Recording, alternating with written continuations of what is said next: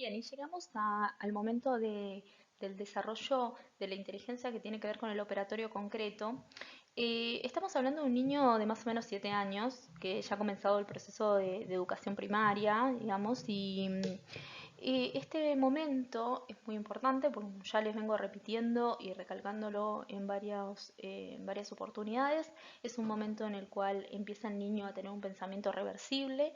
Ese pensamiento reversible permite manejar muchos más datos de la realidad, de ese dato de la realidad poder operar con él, poder hacer a ver, cuando hablamos de operar con él, no tiene que ver con solamente sumar, restar o realizar algún tipo de operación matemática, pero sí tiene que ver con poder seleccionar, agrupar, seriar, ubicar en importancia, en prioridad, poder utilizar ese dato de la realidad y compararlo. Y esto no tiene que ver solamente con números ni con cuestiones que están asociadas a las cuestiones educativas simplemente, sino que también el niño puede hacer esto con eh, las reglas de juego, con a ver, el intercambio con otros, con los vínculos, ¿no? Empezar a tener más perspectiva, poder ponerme en el lugar del otro. Es una etapa en la que el niño puede empezar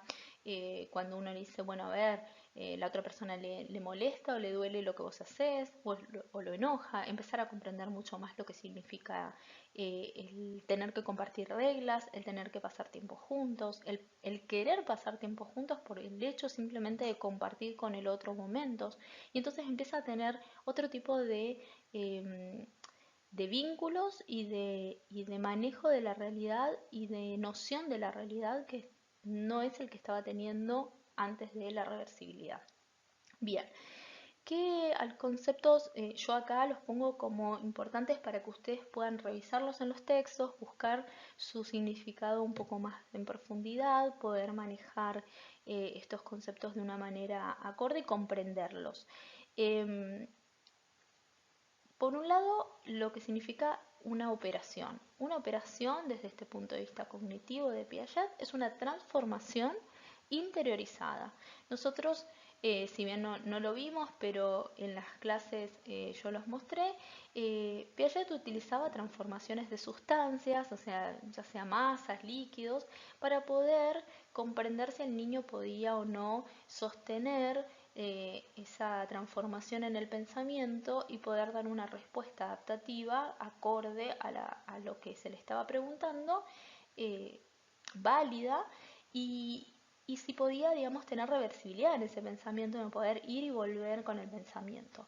Ahora bien, para que el niño pueda ir y volver, eso que él ya lo hacía o ella ya lo hacía en la acción, pero interiormente en el pensamiento, necesita de todo este proceso que fue haciendo, no solo en el preoperatorio, sino ya en el sensomotor. Bien, por otro lado, para que entendamos, por un lado, por qué es operatorio, porque hablamos de operación, y por qué es concreto, porque bueno, lo que estamos viendo en este momento es que la operación va a ser sobre directamente los objetos, sobre el dato de la realidad en sí. Es lo que se denomina operaciones de primer orden. ¿Por qué? Porque el niño todavía necesita manejar la realidad, manejar el dato de la realidad para poder entenderlo, comprender y saber qué operación hacer sobre ellos. Un ejemplo simple de esto es cuando utilizamos para poder empezar a comprender nociones de cantidad o de número, usamos diferentes elementos de lo cotidiano, ¿no? Lápices de colores, tapitas, los dedos, ¿no? Esta necesidad de utilizar los dedos para contar. Necesitamos algo más concreto, más, digamos, tangible para el niño, para que progresivamente el niño pueda ir desprendiéndose de ese dato de la realidad y acceda a un manejo de la realidad de forma totalmente mental. Bien, que es lo que por ahí un niño de 9, 10, 12 años puede hacerlo, ¿no? Operaciones mentales de suma, de resta, de multiplicación, sin la necesidad de utilizar los números y hacerlo de forma escrita, de utilizar elementos para ir contando y tratar de no perderse en la operación. Bueno, esto es un proceso que dura desde los 7 hasta los 12, 13 años, y es importante respetar esos tiempos del niño de poder ir construyendo, porque además de todos estos procesos que lo vemos desde Piaget desde el punto de vista cognitivo, lo que se va a dar también simultáneamente en este periodo es la maduración de las conexiones nerviosas necesarias para poder lograr las funciones ejecutivas de memoria, atención, organización, resolución de problemas, jerarquización de las opciones, recuperación, bueno, con la memoria, la recuperación de la información.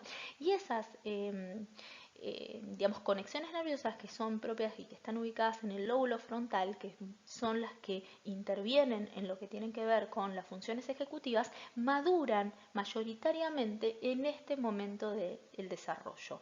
Todo lo que abarca digamos, el periodo operatorio concreto. Luego en la adolescencia continúa madurando, pero ya no lo hace con tanta fuerza como lo está haciendo en este momento. Entonces es una etapa, por un lado, muy buena para estimular, para ayudar a la maduración, para lograr, si algunos niños quizás tengan ciertas dificultades en estas ejecuciones, ayudarlos para poder alcanzarlas. Entonces, si bien por un lado, vuelvo a decir, es importante respetar sus tiempos, también es importante tratar de trabajar lo más pronto posible estimulando todas estas capacidades. Otro de los conceptos que nosotros vamos a ver en este momento es que el niño o la niña tiene conservación. Es una noción que podríamos decir es invariante, que quiere decir eso, que aparece ya en este momento y no va a variar.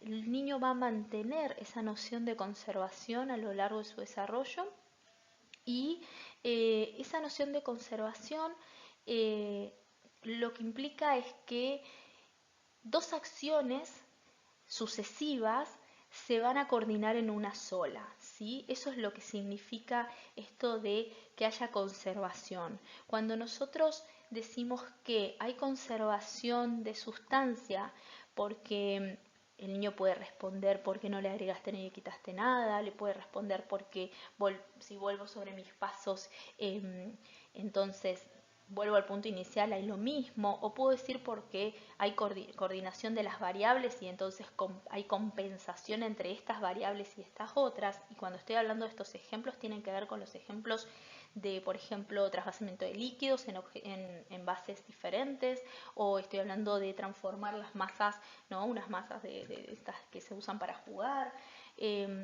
Pero lo que vemos es que el niño puede coordinar esas dos acciones, esos dos movimientos en un todo. Y eso implica una conservación. Eso implica además que hay algo que, vuelvo a decir, lo repetí un montón de veces y es importante que se entienda que existe. Ya en este momento del operatorio concreto hay reversibilidad y nosotros vamos a poder alcanzar a partir de la reversibilidad un mismo punto desde diferentes caminos o desde dos caminos distintos por lo menos. Entonces, lo que implica la reversibilidad es justamente esa posibilidad de flexibilidad que no estaba teniendo el pensamiento antes. Por otro lado, hay que entender que la conservación no se va a dar inmediatamente, digamos, en su totalidad inmediatamente cuando empieza el operatorio concreto. Esa noción de conservación, dada la, digamos, incipiente aparición de la reversibilidad y todavía la falta de madurez de los procesos del niño o la niña, lo que vemos es que esa reversibilidad se da en lo que se produce como desfasaje horizontal, ¿sí? Ese desfasaje horizontal, nosotros habíamos hablado en un desarrollo del senso motor como un desfasaje vertical, en donde lo que se veía era que la estructura se iba configurando hasta que al final aparecía como una estructura conformada. Acá la estructura aparece al principio. Y gracias a que aparece esa estructura hay conservación, hay reversibilidad. Ahora bien, esa estructura, que es justamente la reversibilidad, y que acá se va a llamar agrupamiento, por esta idea de colecciones, de clases, de seriación, de nociones de grupo, de unión, vuelvo a decir, de acciones en una sola, el niño lo que va a empezar a pasar es que va a empezar a poder conservar al principio la sustancia, pero todavía no va a poder hacerlo respecto al peso o al volumen. A los 7 u 8 años puede hacerlo desde la sustancia, pero el peso recién entre los 9 y 10 años y el volumen recién cuando ya está por finalizar este periodo va a poder lograrlo. Por otro lado, es importante entender que hay dos tipos de reversibilidad que en este momento aparecen. Y aparecen de forma simultánea, eh, pero no actúan de forma coordinadas entre sí. A ver, el niño por momentos puede actuar desde una mirada de una reversibilidad y por momentos realizar operaciones desde la otra, pero no se pueden coordinar entre ambas en este momento. Lo podrán hacer después. ¿Por qué no lo pueden hacer? Porque todavía tiene limitaciones. Por un lado, una de las limitaciones que tiene es esto de manejar solamente los datos de la realidad, no poder contemplar otros datos más que los que él está observando y viendo en ese momento, con los que cuenta y tiene. Y por el otro, otra de las cosas que por ahí dificultan esto es el hecho de que digamos, la conservación se vaya haciendo poco a poco, no este desfasaje vertical, esto que vaya de dominio en dominio. Como todavía no maneja la conservación en todos los dominios, el niño todavía no tiene una integración de las reversibilidades. ¿Qué, ¿Qué significa la reversibilidad? Bueno, obviamente oponer dos acciones mentalmente y de forma simultánea. ¿Qué tipos de reversibilidad aparecen? La reversibilidad por inversión y por reciprocidad. O esa reversibilidad por reciprocidad también a veces se dice por compensación. Cuando nosotros hablamos de una reversibilidad por inversión, lo que podemos tener, por ejemplo, es una respuesta del niño que diga, bueno, a ver, si yo, permiso, ¿no? Voy a abrir esta masa y les voy a mostrar con un ejemplo. Si yo a esta bolita, a una bolita, ¿no? A esta bolita la transformo en una salchichita. A ver, un niño que tiene conservación de sustancia, que tiene reversibilidad, va a decir que esto tiene exactamente lo mismo. Y si dice que esto tiene lo mismo por inversión, lo que va a decir es que tiene lo mismo porque si yo a esto lo vuelvo otra vez a hacer una bolita y entonces está volviendo sobre sus pasos, entonces conserva el mismo tamaño y la misma forma que tenía antes. No puede hablar del peso todavía porque está todavía con dificultades para manejar la reversibilidad en cuanto al peso. Ahora, ¿qué pasaría con respecto a una reversibilidad por reciprocidad? Allí entra en juego el manejo de dos variables. Cuando el niño puede manejar dos variables entre sí y comparar esas dos variables y poder notar que la comparación de dos variables, o sea, o la unión de dos variables o la combinación, podría ser lo más adecuado para decir, la combinación de dos variables con la combinación de otras dos variables, compensan, ambas se compensan y entonces hay una igualdad, el niño puede decir que está realizando una reversibilidad por reciprocidad. Voy a poner un ejemplo para que se entienda.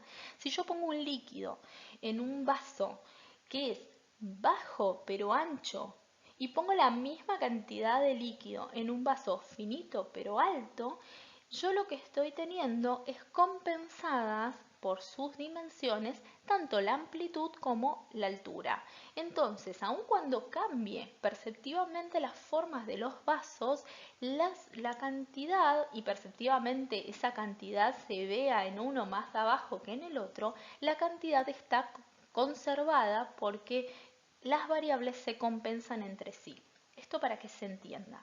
Bien, por otro lado, vamos a ver qué pasa con con este tipo de operaciones, ¿sí?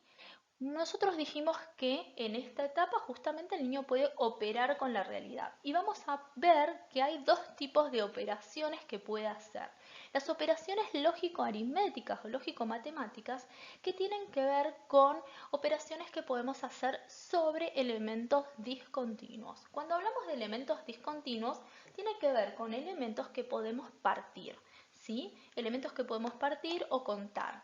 Nosotros podemos partir o contar unos pedacitos de masa, podemos partirlas y contarlas. Podemos partir o contar eh, objetos de la realidad, ¿no? Cuántos lápices tengo, cuántas, no sé, cuántas tapitas de botellas tengo, puedo contar hasta granitos de arena. Allí puedo hacer este tipo de operaciones. ¿Y allí qué operaciones podemos hacer? Podemos hacer englobamientos de clases. ¿Eso qué quiere decir? Que el niño puede agrupar en una categoría. Entonces podemos reunir los colores por los que son, no sé, los rojos o los que son el grupo de los lápices de tal marca, depende de lo que uno quiera utilizar como categoría. Entonces, nosotros podemos agruparlo en la categoría que uno quiera. Podemos agrupar animales, podemos agrupar plantas, podemos agrupar cualquier objeto de la realidad que pueda ser posible de ser separado entre sí. Podemos seriar, podemos hacer una lógica o un ordenamiento del mayor al menor, un orden jerárquico, una inclusión jerárquica. Podemos ubicar, no sé, los lápices de colores desde el más alto hasta el más bajito. Y podemos empezar a construir con estas operaciones lógico-aritméticas y con estos objetos los números, o sea, poder entender la noción y comprender y construir, básicamente para Piaget se construye la noción de número a partir de la posibilidad de utilizar determinado signo que me representa un dato de la realidad. El 2 me representa que yo tengo en la realidad dos elementos. Entonces el niño primero necesita el dato de la realidad y contar cuántos elementos para después ubicarlo en lo que es la noción del número. Pero no solo necesita ubicar, eh, digamos, en lo que podríamos decir englobamiento de una clase, es decir, que esto está dentro de lo que es el número 2, sino también entender que el 2 tiene una ubicación en lo que es una jerarquía en donde va que antes del 2 está el 1 y que el 2 va, digamos, que después del 2 va el 3, ¿no? Y que en el 3 está incluido tanto el 1 como el 2. ¿Por qué? Porque es necesario que tenga ese orden. Entonces, cuando a veces uno juega de que vaya ubicando los números faltantes, el niño a veces lo puede hacer y a veces no, dependiendo su edad, pero en general un niño operatorio concreto lo podría hacer, ¿no? Dependiendo la complejidad de esa ubicación. Eso por un lado.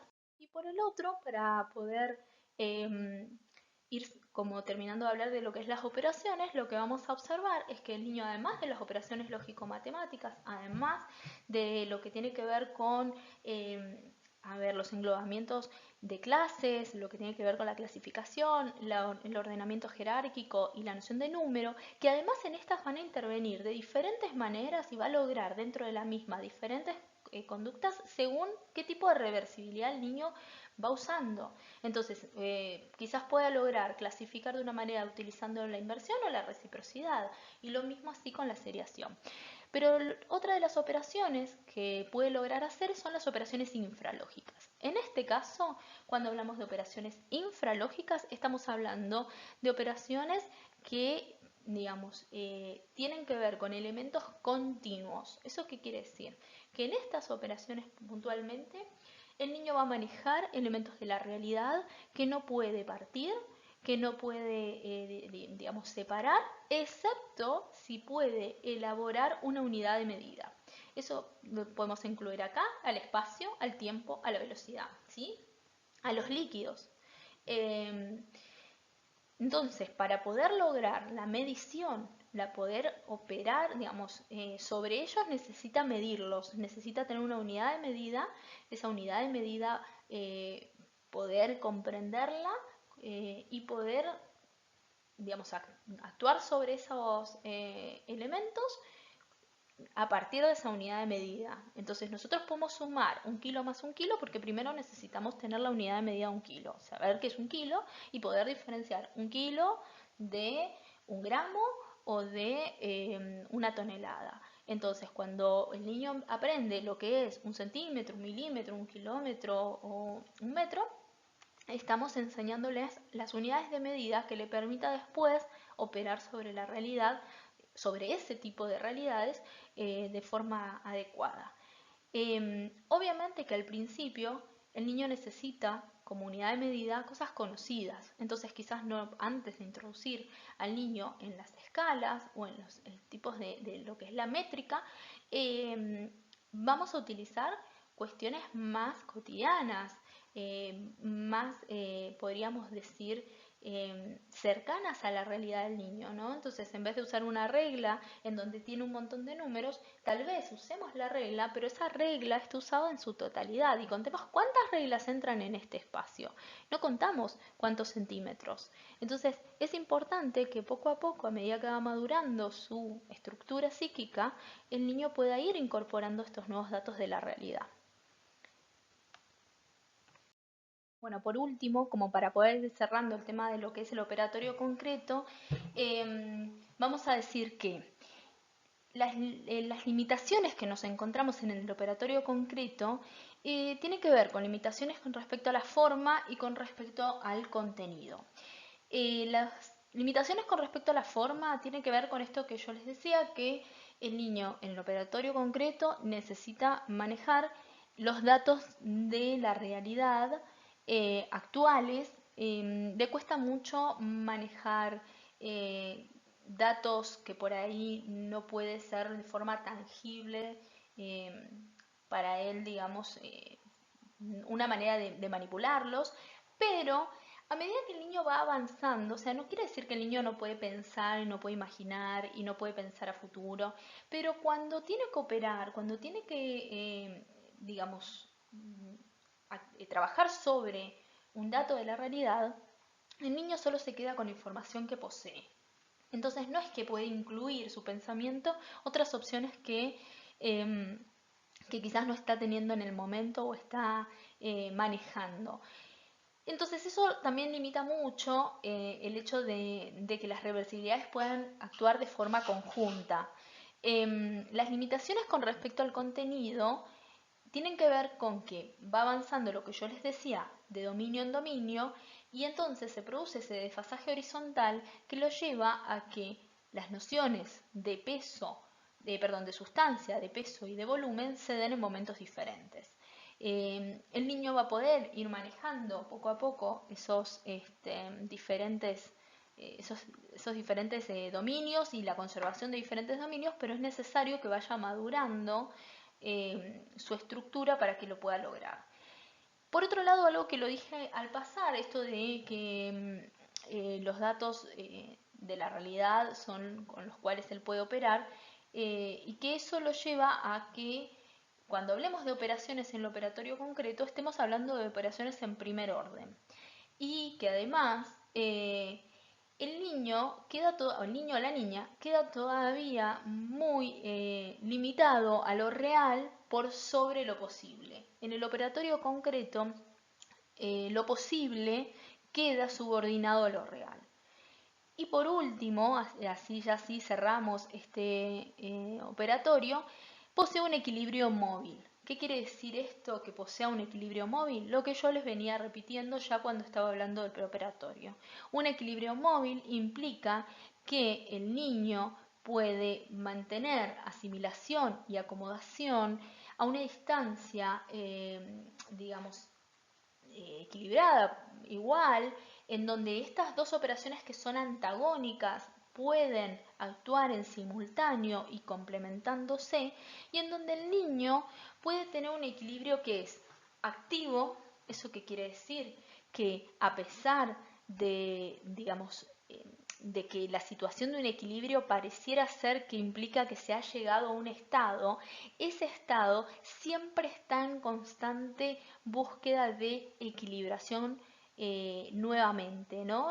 no es un estado estático, es un estado que tiene en su interior mucha actividad, porque constantemente el niño está aprendiendo algo nuevo, interactuando con personas, encontrándose con situaciones de la realidad, no solo de la escuela, no solo del aprendizaje, cuestiones de la realidad en general. Entonces, eso hace que su estructura presente ciertos desequilibrios y tenga que volver a equilibrarse, y eso lo vuelve totalmente activa. Ahora bien, es activo, es un, digamos, equilibrio que es compensado, ¿sí? Porque, ¿qué quiere decir que es compensado? Que esos desequilibrios hacen que la estructura rápidamente ponga en juego mecanismos para lograr la equilibración nuevamente. Ponga nuevamente en juego regulaciones que permiten, regulaciones o acciones reversibles que permitan poder compensar algún tipo de situación de desequilibrio. Y por último, es estable. Cuando el equilibrio móvil se logra, se mantiene y se va complejizando mucho más a medida que el niño va interactuando con otros objetos de la realidad. Entonces, tenemos esas características del equilibrio que nosotros lo habíamos visto cuando hablamos en un primer momento, hablamos de los diferentes conceptos que hacen a la teoría de Piaget, hablamos de eso, de ese equilibrio, y bueno, justamente en este momento empieza a generarse este tipo de equilibrio. Ahora, no es un equilibrio totalmente conformado. ¿Por qué? Porque todavía está teniendo esas limitaciones que yo les marqué, les voy a marcar con el cursor, estas limitaciones que vemos acá, y estas limitaciones hacen que el niño todavía no pueda manejar la reversibilidad de manera digamos, combinada, y que no pueda hablarse de un equilibrio final. Todavía en esta altura no podemos ver un equilibrio final. Bien, vamos a avanzar.